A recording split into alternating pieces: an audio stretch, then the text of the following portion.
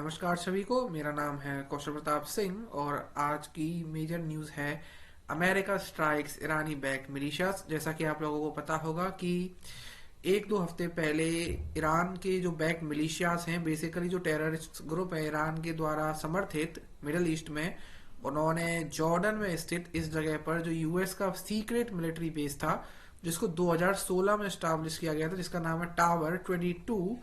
इसकी लोकेशन भी रिवील नहीं थी, लेकिन इस पर ड्रोन स्ट्राइक करके 3 यूएस सोल्जर्स को मार दिया था और 40 से भी ज्यादा को घायल कर दिया गया था। तो इसको उन्होंने टारगेट किया, तो इसके चलते हुए अमेरिका को मजबूर होकर इसकी लोकेशन भी जारी करनी पड़ी, जिसके चलते नुकसान हुआ। लेकिन इसका बदला लेने के लिए, यानी कि रिटेलिएशन लेने के लिए वो आ चुके हैं। मैंने एक वीडियो में इसकी बात भी करी थी कि अमेरिका क्या रिटेलिएशन करता है, वो देखने वाली बात होगी। तो अभी बात कर लेते हैं। ये मैप आप देख लें, attacks on US basis in Iraq, Syria and Jordan.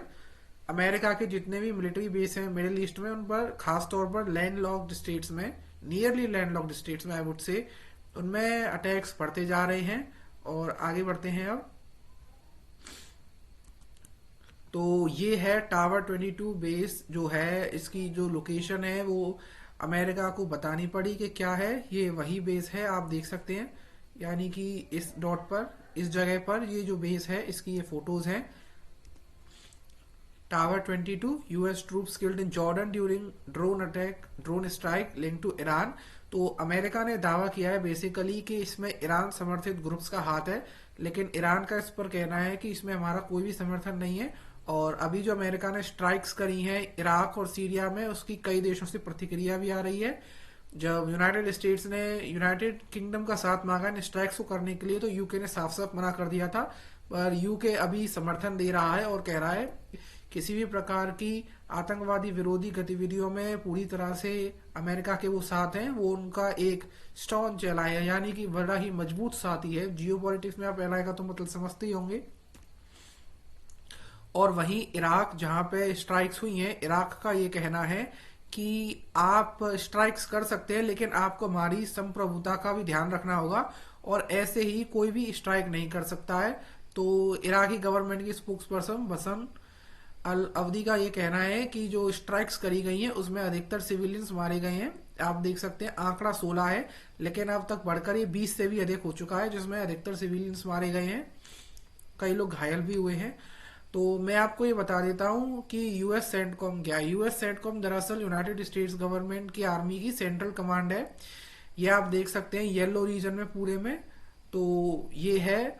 और इसके ही में आता है आपका जो बेस है टावर 22। तो यहाँ पर की गई है स्ट्राइक्स, ये देख लीजिए आप। यूएस सेंट्रल कमांड का ट्वीट है कि उन्होंने इस तरह से स्ट्राइक्स की हैं 85 से भी अधिक टारगेट्स पर।